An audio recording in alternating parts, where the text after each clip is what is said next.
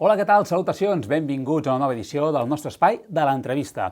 Avui parlem d'història, parlem d'una dona no prou coneguda, una covellenca, que va ser tota una pionera en el món de la pedagogia, del sindicalisme i del feminisme, i ho farem en companyia de Joaquim Micó, escriptor, periodista, activista cultural i un dels principals biògrafs de Teresa Manyer. Joaquim Micó, moltíssimes gràcies per acompanyar-nos. De res, gràcies a tu per convidar-me.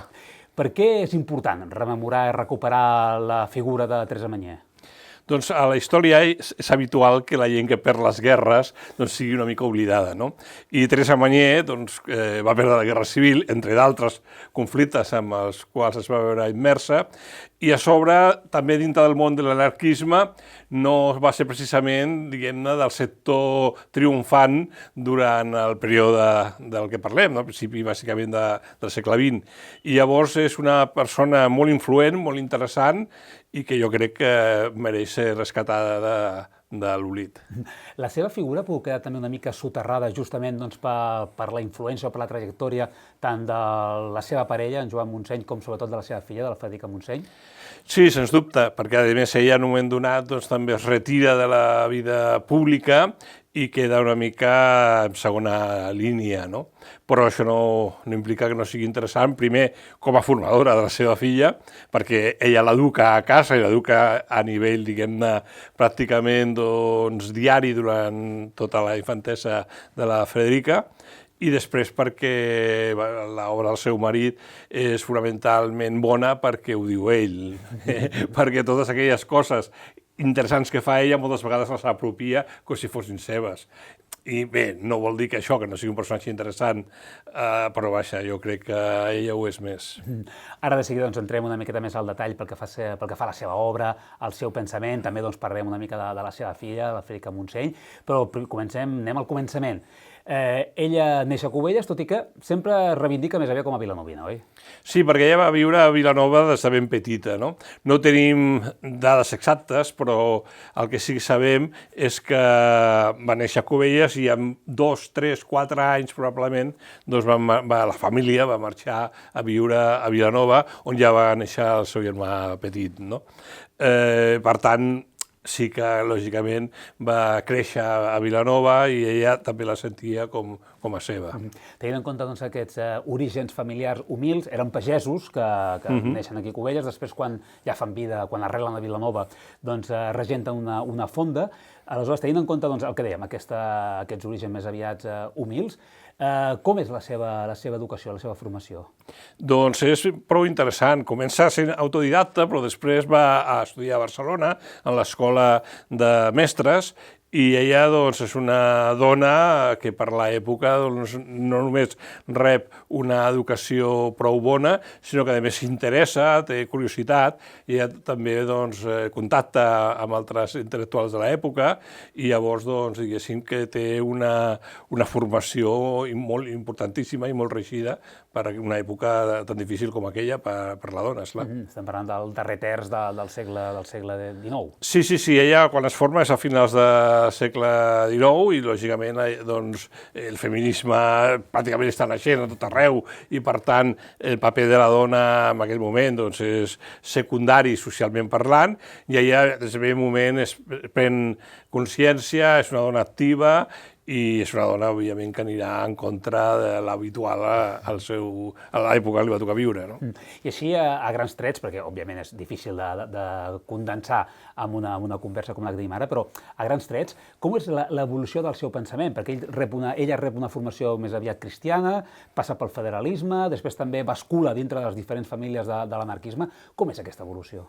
Sí, com la de molts altres intel·lectuals de l'època, també val a dir, no? Sí, certament ella té aquesta formació cristiana que ja, diguem-ne, ben jove, en 18-19 anys, ja abandona i es mostra com una persona federalista, exercirà de mestra a l'escola laica, i en aquell moment ser mestre a l'escola laica implica entrar en conflicte amb l'Església, perquè l'Església era, fins a aquell moment, gairebé la que tenia el monopoli de l'ensenyament, no? Llavors, després, a partir d'una sèrie de coneixences, es va acostant el socialisme llibertari en origen, no? Que, diguem-ne, ella també li donarà contingut i anirà participant d'aquell naixement o renaixement de l'anarquisme a casa nostra. De Vilanova cap a Reus, on coneix la seva parella. Mai ha quedat clar si es van acabar casant o no s'acaben casant, en tot cas, la seva parella, en Joan Montseny, i bé, a partir d'aquí se'n van cap a Madrid amb uns anys prou convulsos. Però passant per Londres, eh? Passant per Londres, perquè hi ha l'exili també de Londres, l'exili, viu l'exili, sí. Però s'han donat aquesta primera etapa de Reus o Londres, després també cap a Madrid. Són els anys, diguem-ne, més intensos pel que fa a la seva producció de pensament intel·lectual i també, de fet, literària, o més aviat dit, periodística, podríem dir, més que literària, perquè de novel·les no n'escriu ella. No, ella comença a ser molt activa ja a Vilanova, abans de conèixer el seu marit, i tenim molta obra publicada, articles fonamentalment, tant a revistes de Vilanova com a revistes de Barcelona. Per tant, diguem-ne que comença, com deia abans, en 18-19 anys, ja a ser molt activa i a participar de congressos, on probablement va conèixer la seva parella, un congrés socialista que es va fer en aquells moments, i després via exili continua sent molt activa, i quan arriba a Madrid, que fundaran la revista Blanca, que dirigirà ella en la seva primera època, doncs clar, és el moment de màxim esplendor intel·lectual que té, encara que no l'abandona del tot, perquè hi haurà epístoles ja cap al moment en què ella abandona la primera fila, alguna cosa continua fent, per dir-ho així, però sí que l'etapa important seria la que aniria de Vilanova a Madrid, no? Fins que, bàsicament, la seva filla, diguem-ne, comença a fer-se més gran, que tornen a Catalunya, i llavors a partir d'aquesta tornada a Catalunya, que la revista Blanca, perquè la primera fase tanca per deutes, bàsicament, deutes ocasionades per també, diguem-ne, conflictes polítics, no? Una revista incòmoda i... Sí, exacte, se la treuen de sobre a poc que poden, no? I llavors tornen a Catalunya, que fan, a més, un periple molt curiós, perquè estan en moltes poblacions i durant poc de temps, gairebé totes diguem-ne, del que seria avui la zona metropolitana de Barcelona, i en aquell moment és quan ella ja es dedica més a la filla, a educar-la, formar-la, i ja deixa aquesta primera línia de batalla que dèiem abans. L'exili. Passen per Londres, no sé si també passen també per França. Sí, per París, però és una cosa molt puntual, molt fugaç, sí. Més temps estan a Londres i ella, per mantindre la família, doncs es posa a cosir, perquè no hi ha feina per ningú, a més són, diguem-ne, exiliats que no sempre són benvinguts a Londres. El seu marit encara està presoner per els processos de Montjuïc i per tant no es podrà reunir amb ella fins mesos més tard, i ella, perquè la família sortia endavant, doncs fa això de costurera. És un exili provocat justament pel seu posicionament polític. Sí, no, està clar, vull dir, és un exili que provoca el procés de Montjuïc, que va portar a tanta i tanta gent a la presó i també a l'exili, i que recorda, en certa manera, algunes coses que estan passant ara, no? Molt bé. El que hi ha, doncs, hi ha aquest recorregut, tornen clandestinament a Madrid, on naixerà la Federica Montseny, i després, al final, doncs, tornaran un altre cop a instal·lar-se a Catalunya, després d'aquest periple, sí que més aviat per Barcelona, no? Un cop ja... Sí, pels voltants de Barcelona, sí. Està... O sigui, tenim residències, a més, algunes que només duren uns mesos, fins que s'estableixen en una granja, ara no recordo, o sigui, a la zona prop de Cerdanyola, per entendre's, però no recordo exactament. Sí, segur, però no recordo exactament on era. I bé, diguéssim, que suposo que amb dificultats econòmiques durant tota aquella època, i a més amb un conflicte intel·lectual que ja ha començat amb la CNT, encara que ells eren anarquistes, doncs formaven part més d'un anarquisme, diguem-ne, no sindicalista, que la CNT, òbviament, i aquí neixen disputes intel·lectuals que fa que s'aïllin més dintre de l'anarquisme i, per tant, tampoc tinguin aquest recurs econòmic que podien tenir abans dintre de les publicacions d'aquest signe. Ara de seguida també entrem en aquest vessant més sindicalista, més vinculat a l'anarquisme, a la CNT, a la FAI també, però abans, pedagògicament parlant, ella serà una de les fundadores de la primera escola laica de tot l'Estat. Quins eren els principis bàsics de la seva activitat pedagògica?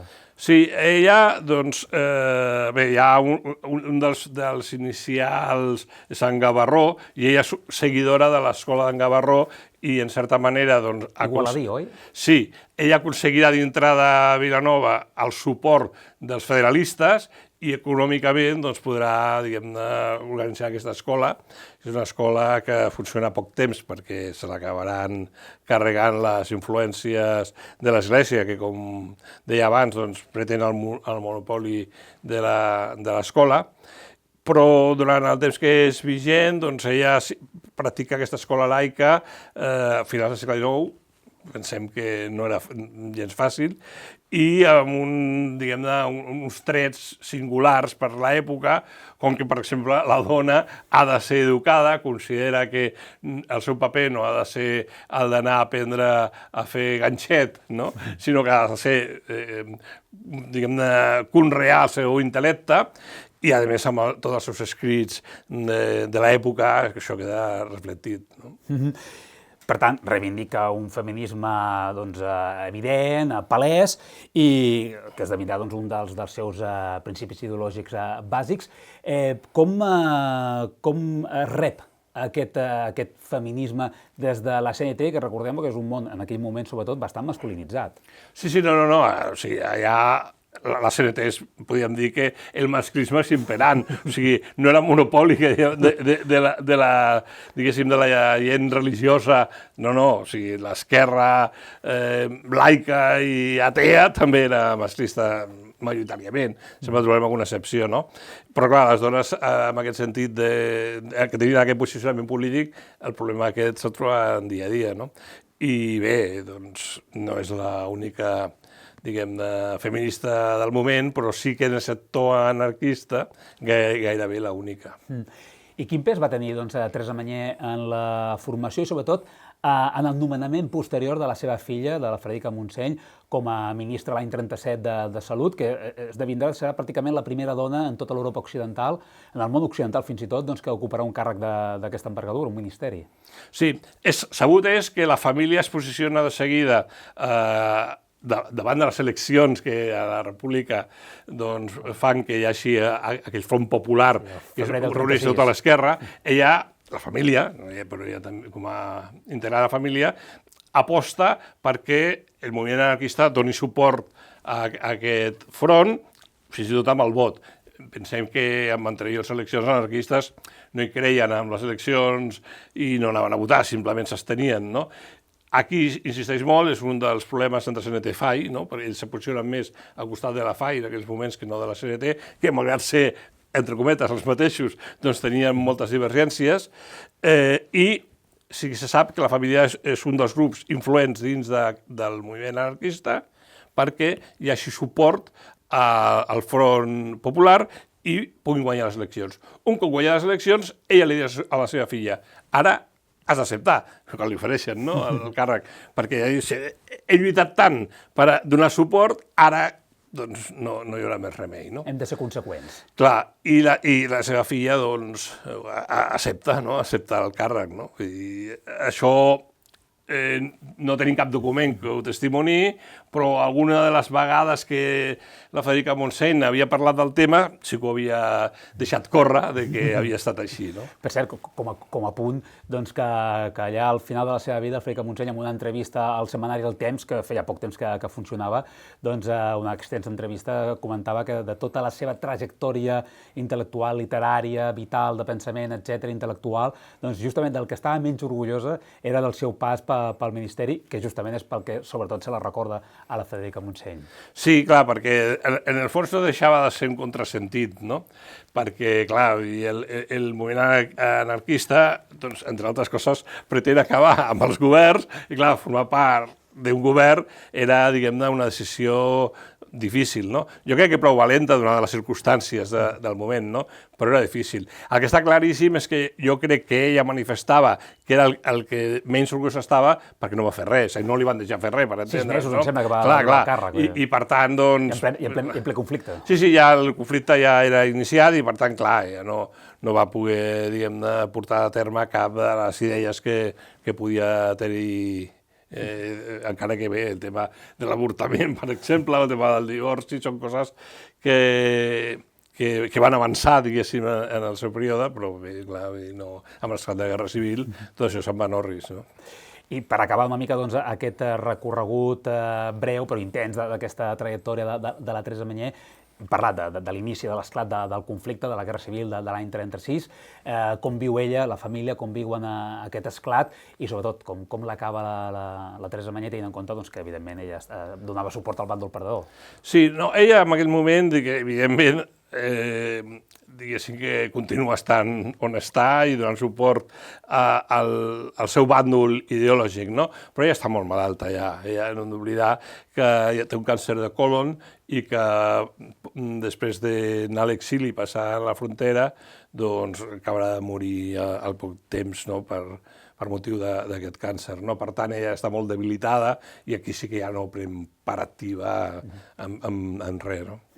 Segurament, a més, li hauria greujar tot el que estava passant, no deuria ajudar a la Segur. cura de la seva malaltia. Mor a Perpinyà l'any 39, el mateix 39, i és allà justament quan posteriorment, al voltant de l'any 2012, si no m'erro, fer una investigació justament perquè era una proposta del seu nom dins del nomenclàtor de Barcelona, és quan es descobreix, remenant la partida de funció, que realment posa que on havia nascut era a Cubelles i no a Vilanova, i per tant, al voltant de l'any 2012 és quan es descobreix que el seu lloc de naixement havia estat justament aquí a la vila. Abans d'acabar, Joaquim Micó, periodista, va ser director de Ràdio Cubelles l'any 92, el que dèiem, historiador, activista cultural, escriptor, ha guanyat diversos premis. Dels darrers, direm que el 19è concurs de narrativa curta 5 pins, de les Roquetes, l'any 18, i la segona edició del concurs de relats breus, el Segre Negre, aquest mateix any, aquest de 2019. En què es troba ara mateix, treballant en Joaquim Micó? Doncs amb una novel·la, sí, una novel·la de la que, bé, no puc avançar gaire, simplement és una novel·la negra, això sí que ho puc dir, i que és ficció, és a dir, encara que tinc també un projecte iniciat d'una novel·la que barreja temes, diguem-ne, històrics en temes de ficció, la que sí treballa més a fons és amb aquesta. Treballa amb alguna data de publicació? A veure... Una previsió, com a mínim? A veure, en principi està empaulada, entre cometes, per tenir-la jo preparada el 2020, estiu o així, de cara a publicar-la el 2021, no? Perquè el 2020, en principi, s'hauria de reeditar una novel·la que ara està exhaurida, però que l'editor diu que té interès de publicar-la, i, per tant, tinc temps encara.